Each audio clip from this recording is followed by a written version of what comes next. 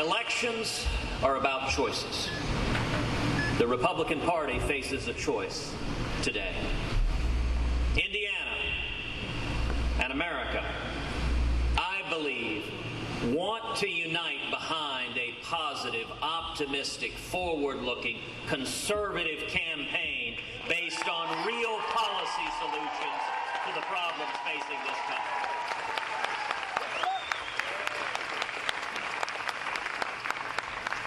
And the American people deserve a real choice in November.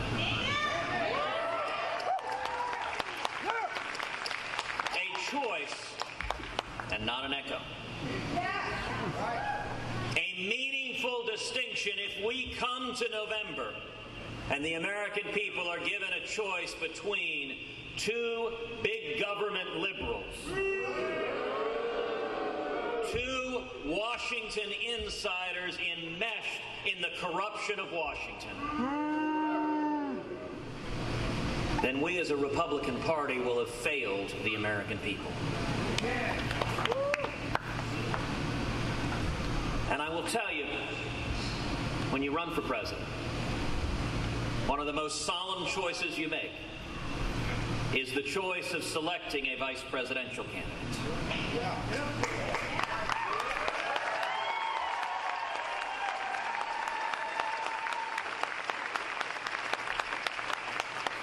This is a choice that you are telling the American people, this is an individual who I trust. And even more importantly, this is an individual you can trust to lead this country no matter what might happen.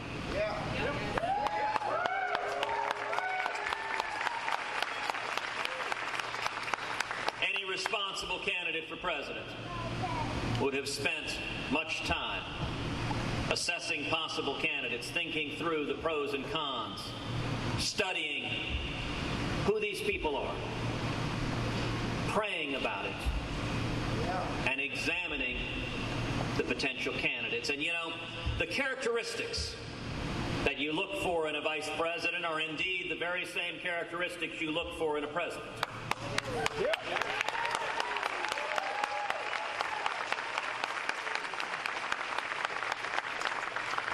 First of all, knowledge.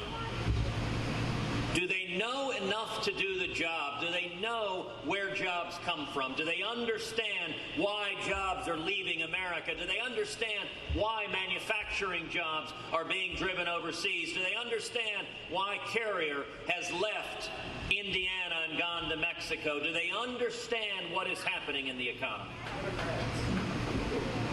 And government. Do they understand the Constitution and Bill of Rights? Are these words on a paper, or are these promises that protect our fundamental liberties?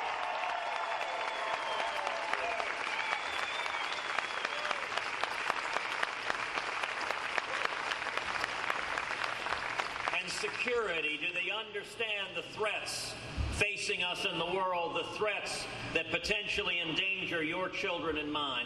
That's the first criterion you look to, is knowledge. Does this person have the experience and knowledge to do the job? Secondly, you look to judgment. Do they have the judgment and wisdom to bear the mantle of a job whose responsibilities have grayed the hair of every person ever to hold that office? Do they think through decisions in a rash and impulsive way? Do they pop off the handle at whatever strikes them at any given moment? Or do they think through careful, measured? Do they assemble a team around them who are smarter than they are? You know, there's an old adage in management that A's hire A's and B's hire C's.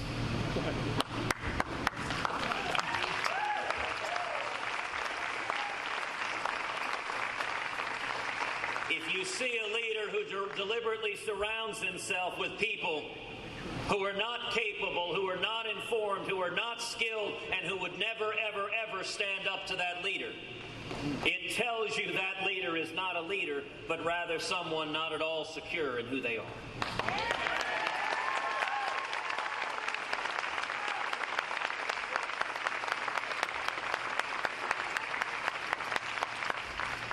And the third thing you look to is character. Are they honest?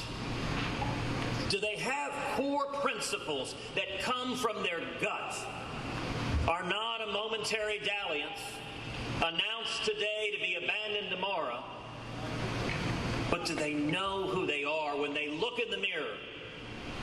Is it based on whatever the media tells them that given day, whatever the fad is that given moment, whatever is trending on Twitter? Or do they have a foundation?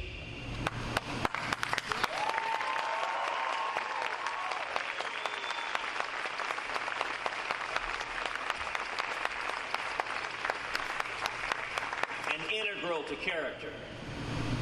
How do they treat others? How do they treat others, especially those they don't have to be nice to? You know, everyone knows how to kiss up. Everyone can be nice to their boss. That is not a complicated skill. But how do they treat the clerk at the convenience store? Right. How do they treat the average man and woman? How do they treat the American citizen? How do they treat the vulnerable? That reveals everything you need to know about character. After a great deal of time and thought, after a great deal of consideration and prayer,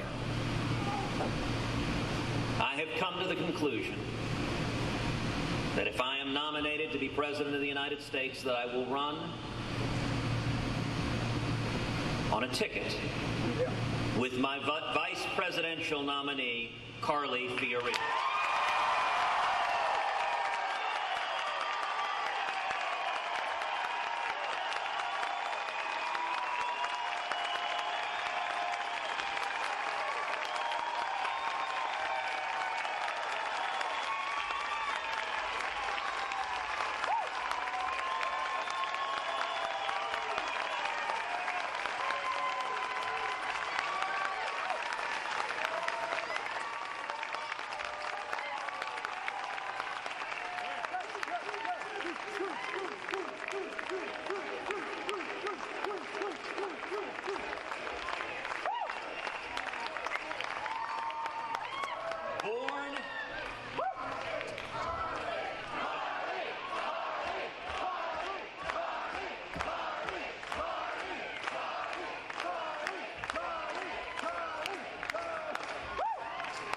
Born in Texas.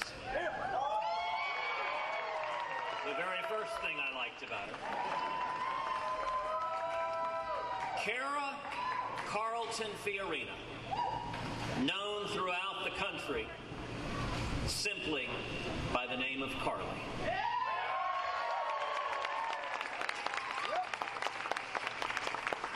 Is an extraordinary leader.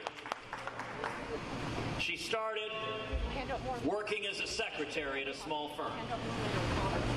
And she climbed the corporate ladder to become the CEO of the largest technology company in the world.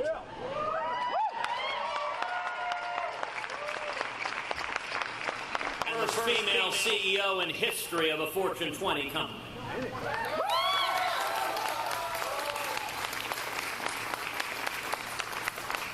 A graduate of Stanford and MIT, Carly is brilliant and capable, and yet she experienced the hard-scrabble world of being a woman professional in a business world that extracts a price. I say that as a son of a pioneering computer programmer, my mother, who started in the computer industry in the 1950s. I say that as the husband of my wife, Heidi Cruz, who spent 2 decades in the business world.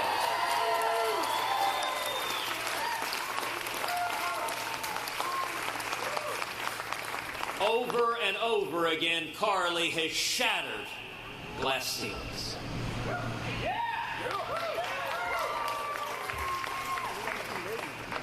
But in addition to be a woman of extraordinary intelligence, she is also a woman of deep principle. She has served as the chairman of the American Conservative Union Foundation, championing conservative principles on a national level.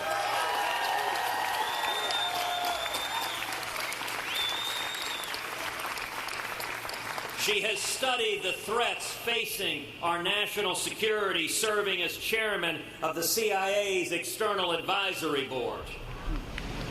And if you look to the criteria I laid out, let's start number one with knowledge. She knows from having spent a lifetime how to produce jobs, how to expand jobs, how to raise wages.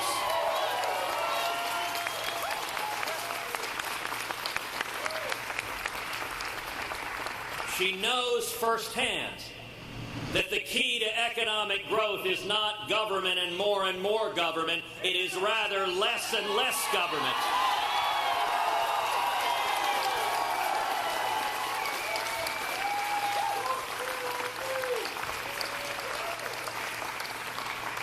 My opponent in this race, Donald Trump,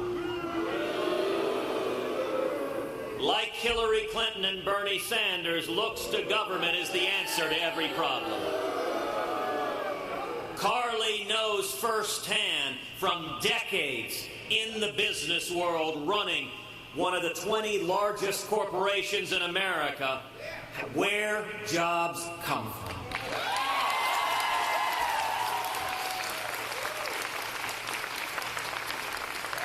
And she respects the Constitution and Bill of Rights. They are not...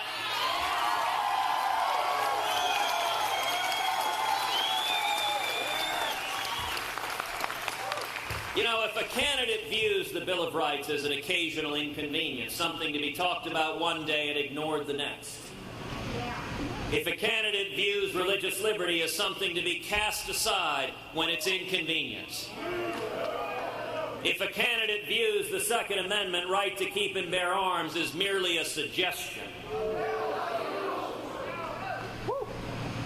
they don't have the grounding to be president.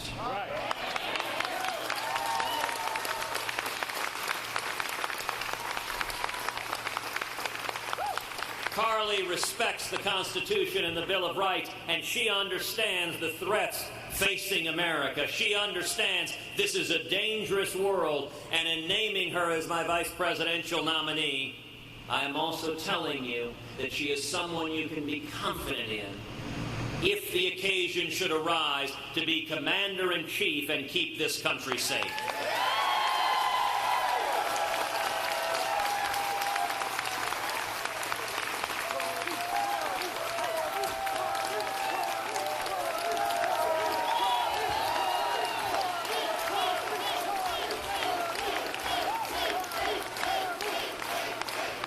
We need a president who isn't neutral between Israel and the Palestinians.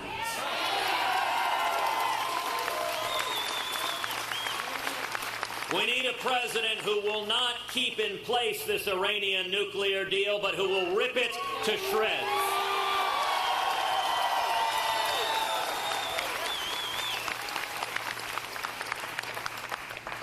And the second criterion, judgment. You know, it was 7 weeks ago today that Carly endorsed our campaign. When Carly initially endorsed, before that announcement, she and I sat down and talked at great length, and one of the things that struck me in that conversation, she said, I have a condition for endorsing. I kind of sat back and said, all right, what is that? And she said, I don't do anything halfway. If I endorse, I want to be all in. I want to be campaigning. I want to be working. I want to be doing everything I can to make the case to the American people.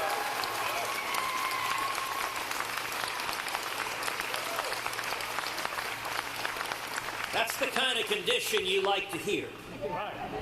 Her condition was, my endorsement is not just an empty rubber stamp, a one little momentary fluff in the wind. It is rather a full commitment, because Carly looked at me and said, our country is in crisis and we've got to do this together.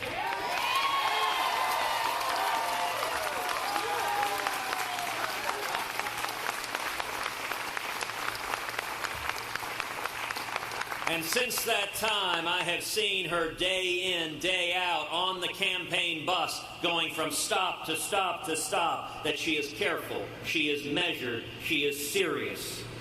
She doesn't get overly excited, she doesn't get rattled by whatever is getting thrown at her.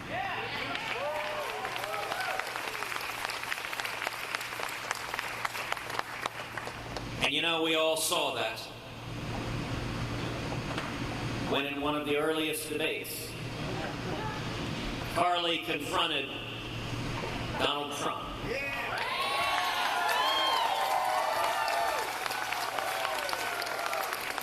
A man who in his characteristic understatement said of her, "Look at that face."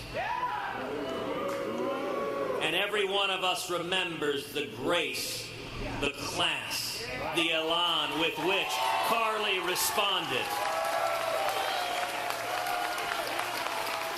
Responded to Donald that she knew exactly what he was saying and that every woman in America knew exactly what Donald Trump was saying.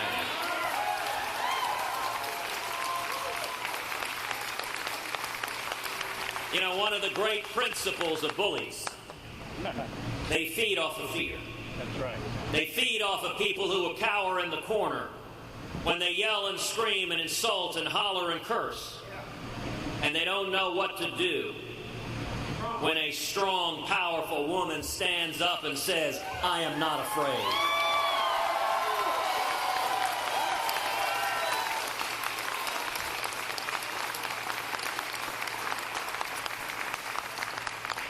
The third characteristic that is oh so important for a president is character. At the end of the day, it's all about character. If the president is a no-good scoundrel, if the president is a narcissist, if the president is abusive and angry, they will not and cannot be a good president. Right.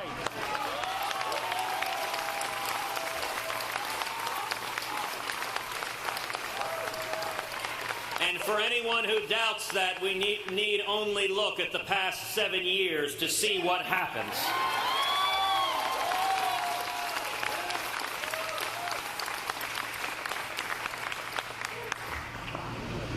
And a good president must have known struggle, must be able to understand those who are struggling. If you've always lived a life of privilege, if you've always been told you are the chosen one, that has real impacts on the job you can do as president. When Carly started as a secretary in a small firm in an environment in the business world that was not always welcoming to women, she knew and knows what it's like to struggle in the workplace each and every day. But she's also faced personal struggle, including being diagnosed with breast cancer, battling cancer, and surviving cancer.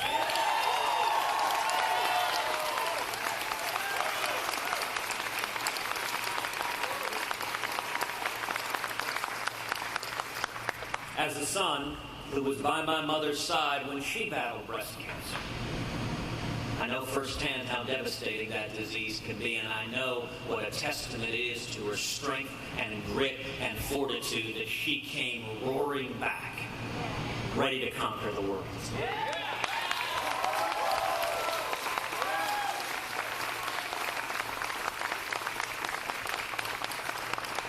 And Carly has known tragedy, including the loss of her stepdaughter to a drug overdose. There is no pain on the face of the planet commensurate with the pain of a parent losing a child. And Carly has struggled through that, and going through those personal struggles, all of us, everyone here has faced personal struggles, but it is when you are facing the void, when you are facing the abyss, that you find your character, you find who you are, you find your faith, you find your ground.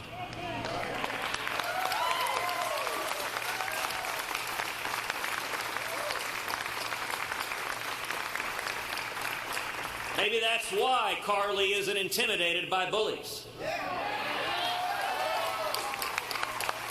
Because she's faced challenges a lot worse than someone bellowing and yelling and insulting her face.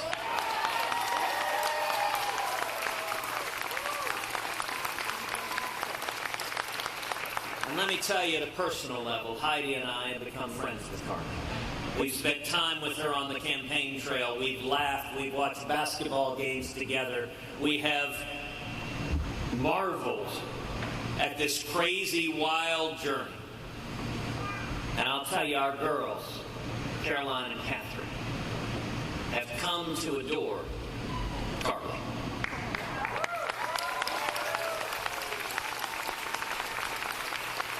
On the bus, on the campaign trail, Carly makes up songs and sings them to Caroline and Catherine. And our girls, mind you, they're 8 and 5, both regularly text Carly. And let me tell you, Carly may become the first vice president in history to have a very impressive fluency with heart and smiley-faced emoticons.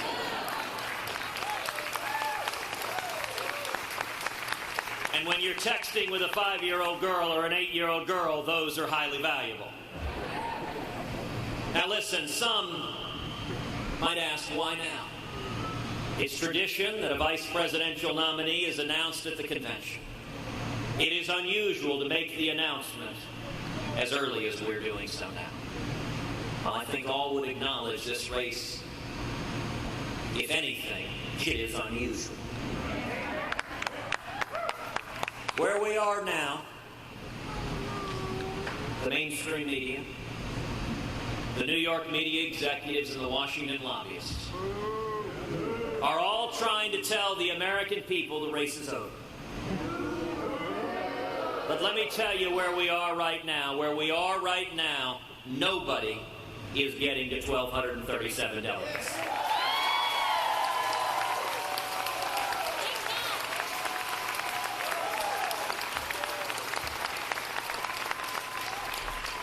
I'm not getting to 1,237 delegates, and Donald J. Trump is not getting to 1,237 delegates.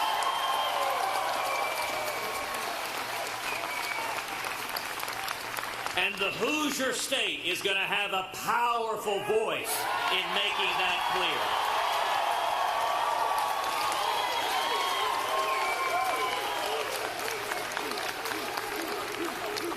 So why make this announcement now? Well, for one thing, if we are to win, number one, win the nomination, but number two, even more importantly, win the general election, we must unite.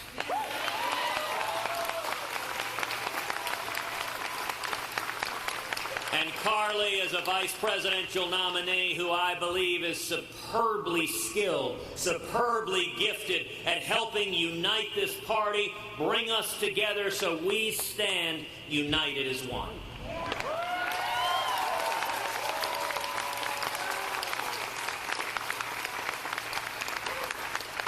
Secondly, I make this announcement today so that you, the voters in Indiana, the voters in Nebraska, the voters in South Dakota and Washington State and California and across the country, so that you will know what you will get.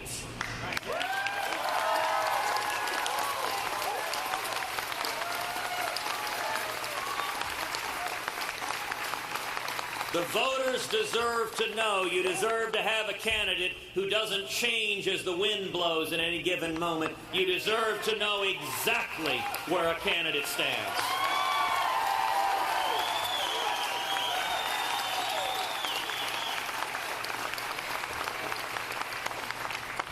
The final reason for making the decision now is to give the American people a clear choice. Elections are about choices. Across this country, millions of Americans are struggling with an economy that isn't working, with the Obama-Clinton economy that is stagnant, are seeing the Bill of Rights under assault, religious liberty, the Second Amendment violated by the federal government. A Supreme Court hanging in the balance. A president who abandons our friends and allies, whether it is Great Britain or whether it is Israel. And a president who is unwilling to stand up and confront radical Islamic terrorism and defeat ISIS. Some in the media will say, wouldn't it be easier just to throw up your hands and say surrender? Donald Trump has won some of the races. So we should step back and let him win them all.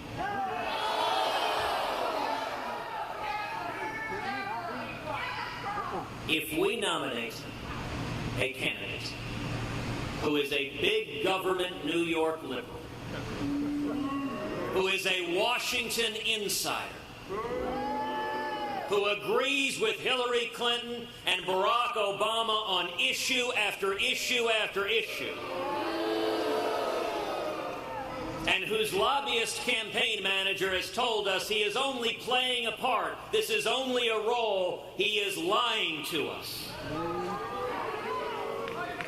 then we as the Republican Party will have failed profoundly for this country, because the men and women of Indiana know if we give people a clear choice between freedom and tyranny, between prosperity and poverty, between vulnerability and weakness and peace through strength, that the American people will choose the Constitution and jobs and freedom and security over and over again.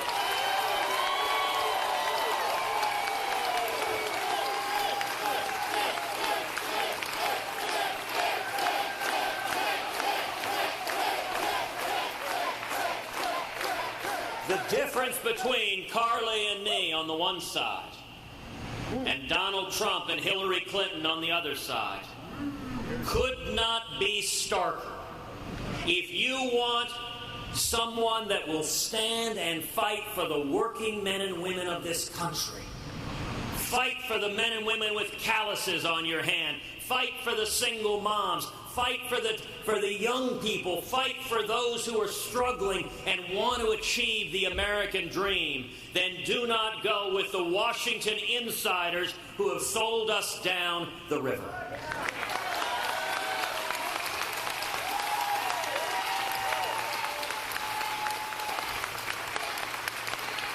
This ticket is about the future.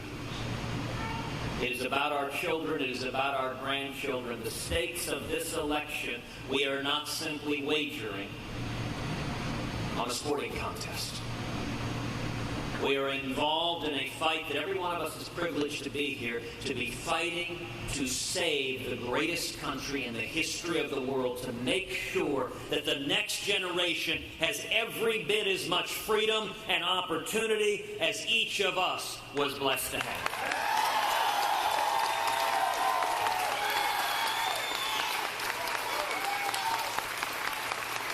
And with that, I am pleased to introduce to you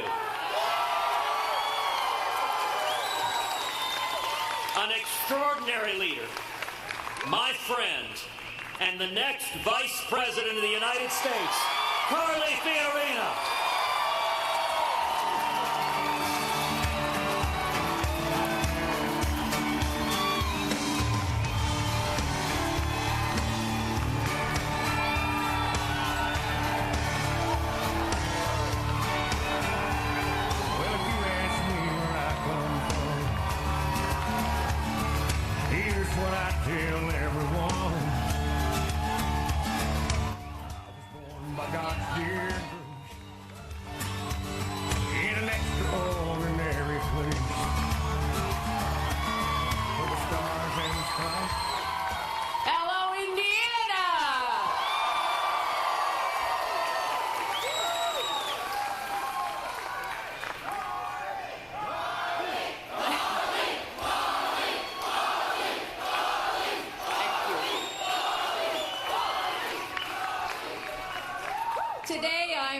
very proud and very humbled and honored to announce that I have accepted Senator Ted Cruz's offer to be his vice president for the Republican nomination.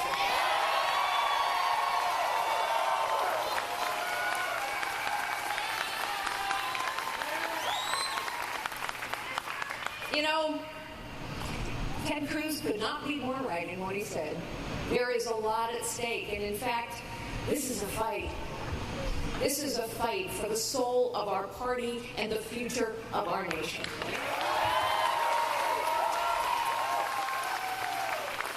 Now, there are some who would say, a lot of people in the meeting would say, well, why have the fight? Just lay down. Let's let it be over here. You know what? I've had tough fights all my life. Tough fights don't worry me a bit. What matters is the fight worth having? And this is a fight worth having. This is a fight worth winning. And with your help, we will win this fight.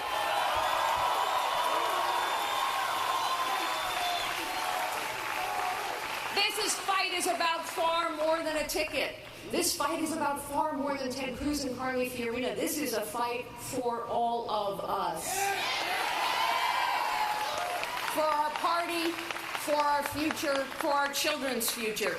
You know, last night was pretty clear. Everybody in the media, the establishment, the elites, they all said, well, it's over. I mean, it's over. Donald Trump won. But it isn't over. It isn't over because you and people all across the great Hoosier state, people all across this nation know that Donald Trump and Hillary Clinton both will be disastrous for this nation. You see, what we have, you know, Donald Trump and Hillary Clinton, they are two sides of the same coin. They're both liberal, we know that. But, you know, Hillary Clinton, like so many politicians, Hillary Clinton has made her millions selling access and influence from inside the system. And Donald Trump has made his billions buying people like Hillary Clinton. They are not going to challenge the system that has sold us all down the river. They're not going to challenge the elites. They're not going to challenge the crony capitalists. They're not going to challenge the Washington insiders. They're not going to challenge the lobbyists. Gosh, their campaign is filled with them. No, they're not going to challenge the system. They are the system.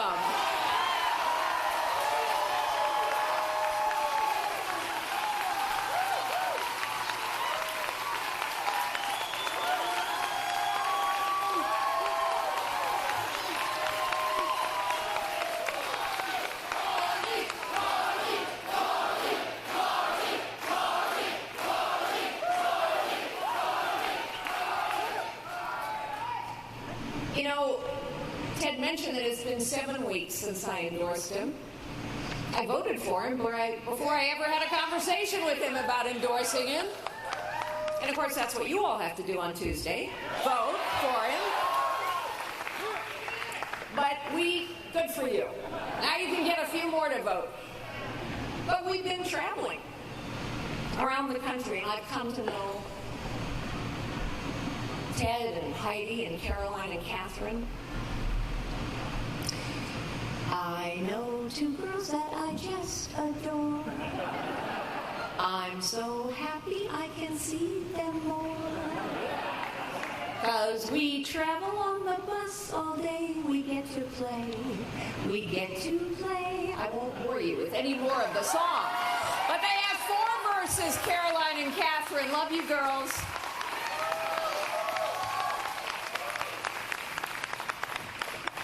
Here's what I have come to know about this man who must be the next president of the United States.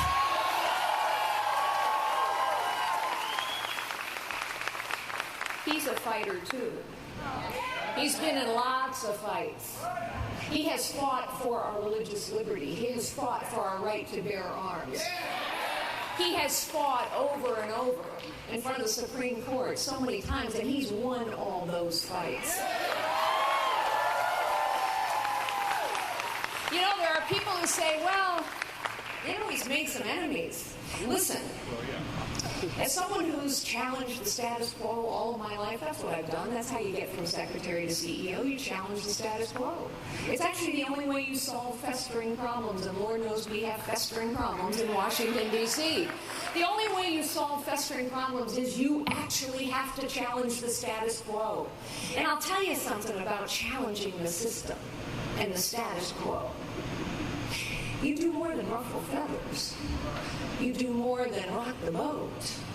You make enemies. So I am reassured and I am proud of some of the enemies that Ted Cruz has made. It means he's going to fight. And this is our fight. But let me tell you something else about this man. Those two girls that I adore, Caroline and Catherine, let me tell you how much they adore their dad. I have watched Ted and Heidi. They are partners. They are a couple that rely on one another, just as my husband Frank of over 30 years and I rely on each other through good times and in bad.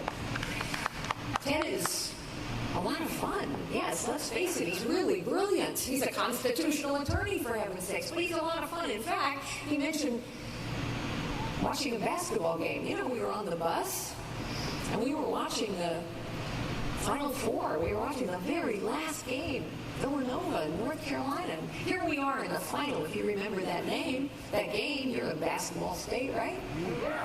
Right, you remember that game. So here we are, Hoosiers. Anyway, it's 4.38 seconds to go in the game. And without knowing what the exciting finish would be, here's Ted Cruz putting money on the game. Everybody's got the money falling on the table. He's a heck of a lot of fun, but more than that, he actually is what he says he is. He is who he says he is.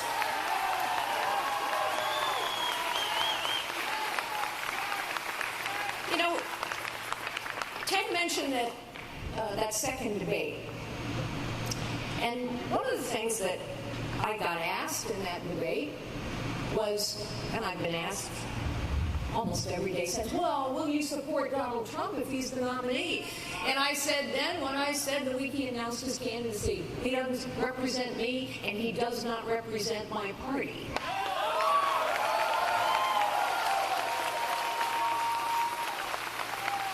But here's something else I said in that second debate. I said, you know, there's an old saying, tough times build character. That's not true. Tough times reveal character. Character is revealed over time and under pressure. Character is revealed in the pattern of someone's life, not in what they choose to say behind a podium. And I can tell you that the character of Ted Cruz has been revealed over time and under pressure and in the pattern of his life.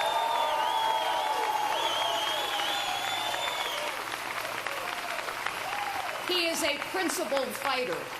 He is a man of character and conviction, and he understands the importance of the Constitution to the future of this nation. Now, I have to take a moment and explain why the Constitution even matters. Because, you know, there's some people who say, well, it's a dusty relic. It was written so long ago. Let me tell you why it matters. But to tell you why it matters, I need to go back and tell you a little bit about myself. When I was a little girl, just 8 years old, I was in Sunday school one morning. My mother was my Sunday school teacher that year. And she looked at me and the rest of her class and she said, what you are is God's gift to you. What you make of yourself is your gift to God.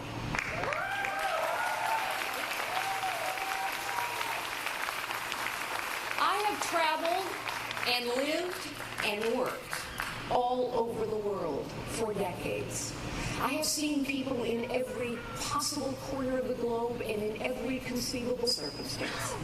And I can tell you that indeed, each of us, all of us, are gifted by God. Each of us and all of us have the capacity and the desire to live lives of dignity and purpose and meaning. And we know, and it has always been true, that work done well brings us dignity. And family brings us purpose. And faith gives meaning to our lives. And that is true all over the world. And when people do not have the opportunity to work, they lose dignity. And when families are frayed, purpose becomes uncertain. And when people are disconnected from their faith, then they lose meaning in their lives. And so if everyone is gifted by God, if everyone has the desire and the capacity to live a life of dignity and purpose and meaning, we must ask ourselves now, as Americans, when we face so much in this fight, we must ask ourselves, why is it that more things have been more possible for more people from more places here than anywhere else on earth? Because knowing the answer to that question is what will save the future of this nation.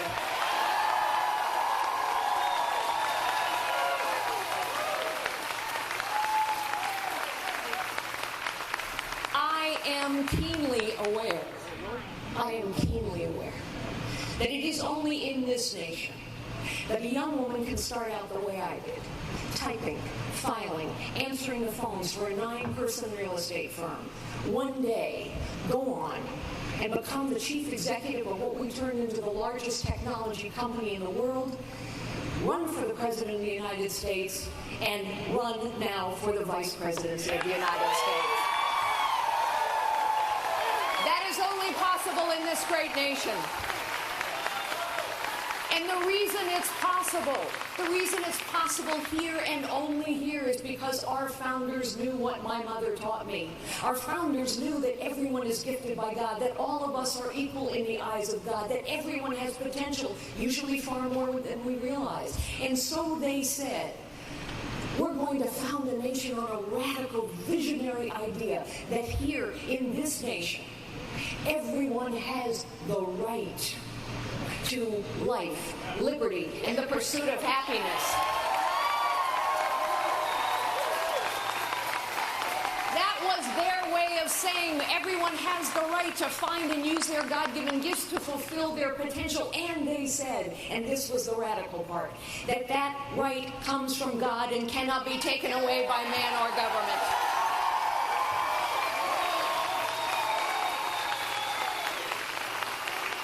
And so this became a nation where entrepreneurship flourished and innovation flourished and where more things became more possible for more people from more places.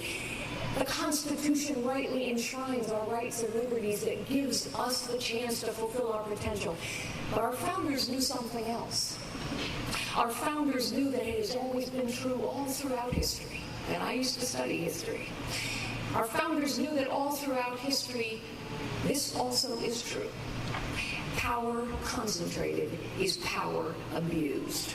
And so the Constitution is rightly understood not just as a document to enshrine our rights and liberties, but also a document to prevent, to restrain the concentration and the abuse of power. And we have flowed and gone way too far from the Constitution.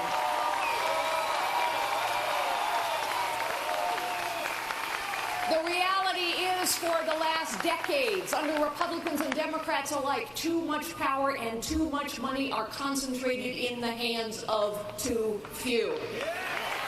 We must restore power, liberty, where it belongs, in the citizens, in the hands of citizens of this nation, small businesses, communities, and states.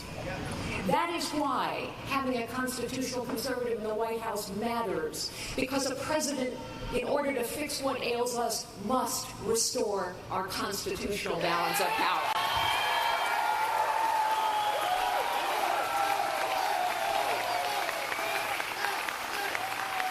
Our entrenched political system, our system of crony capitalism now, it works if you're a big company, but it doesn't work if you're a small company. It works if you're wealthy or powerful or well-connected, like Donald Trump or Hillary Clinton, just as a for example, but it doesn't work for the rest of us. Ours was intended to be a citizen government, and now we must restore, and a President Ted Cruz will restore power back where it belongs, in the hands of citizens. and communities and the states of this great nation.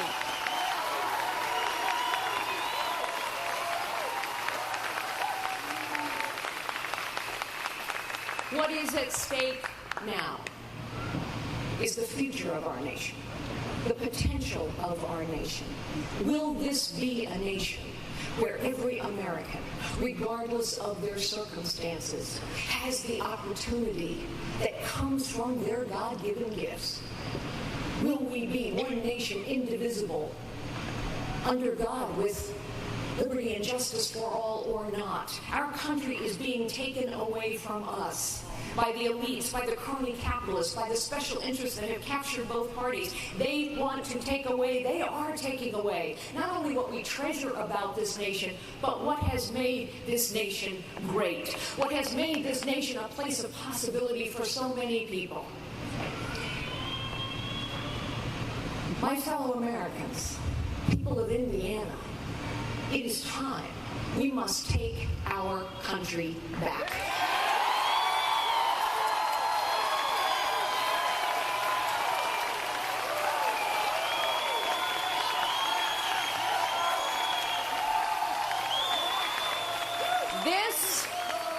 This is the fight of our time.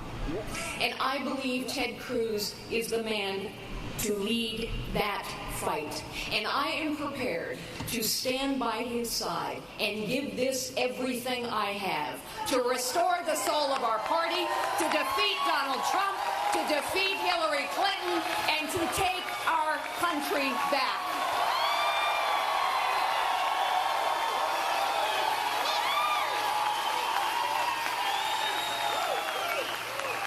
And so, my fellow citizens, you must stand with us. You must fight with us. We must restore the potential of this nation. We must restore what has made this nation great for so many people, regardless of their circumstances. So the possibilities of this nation, the opportunity of this nation, the rights and liberties of this nation can extend to every American. Ladies and gentlemen, this is the fight of our times. Ted Cruz is the man to lead that fight. I will stand proudly by his side. I want you to stand with us as we fight. Ladies and gentlemen, please welcome back the next President of the United States, Ted Cruz.